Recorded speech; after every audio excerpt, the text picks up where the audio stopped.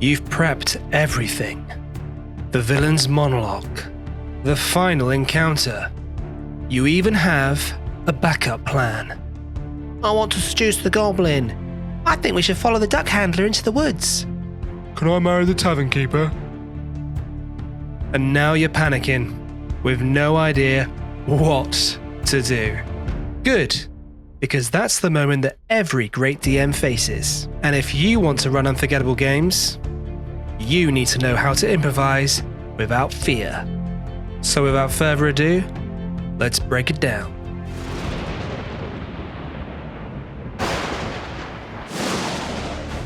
Panic happens when things go off script.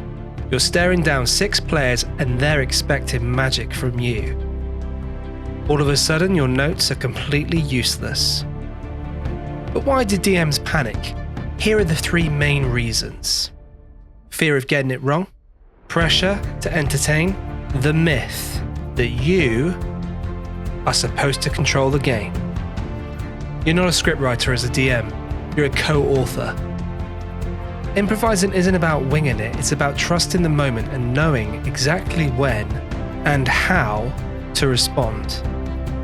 When a player or players throw you a curveball, don't shut it down. Don't be that DM that just goes, no, sorry, nothing happens. Let's quickly move on to, oh yes, of course, back on the train, we're traveling north, and there's some stuff happening. Don't be that DM. Your story isn't that important, it's their story that's important. Always remember, in improvisation, the greatest rule of all is going with what is offered, accepting all offers. And what do I mean by this? The yes and rule. Or yes but. So for example, say yes, but then twist it. Can I interrogate the tavern keeper dog?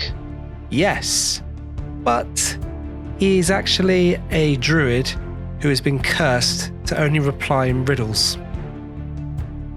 That's story gold. Yes, keeps the momentum. The but adds surprise and control, which is what you want. You never need to invent on the spot, you just need to reframe what is happening. Didn't use that cave troll encounter from last week? Guess what? It's now guarding the duck handler's cottage. Use unused maps, old NPCs, and side hooks. Your players will never notice. They'll simply think your world is alive.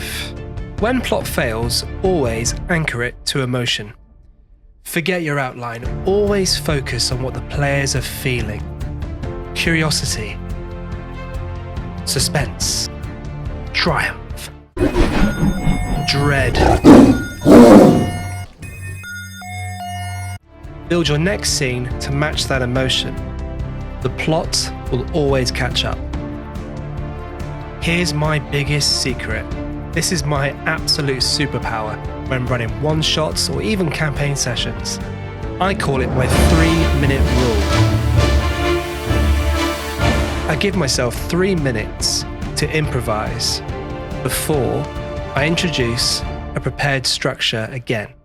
I stall the situation with a cryptic NPC, a strange symbol, anything that distracts the players from the cogs turning in my mind. This gives you time to think, to calm down, and to take stock of everything that has happened so far. Pay close attention to beats your players have given you in the decisions that they make. Has one of them, for example, said something about the mirror in the old man's bedroom that looked strangely odd? Go with that. Quickly write down and scribble something that happens with regards to that mirror. Maybe it reappears in front of them as they speak together.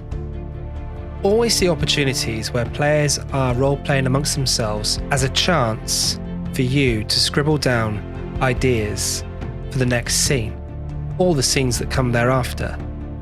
Always pay attention to your players and what they say, in and out of character. This will lead you into great situations where you can create awesome improvisation. What I can offer you guys right now is my panic toolkit. I use this in emergency. These are the lines that I say that buy me time in difficult brain fog situations, which, let's face it, can happen quite regularly. You feel the hairs on your neck suddenly rise.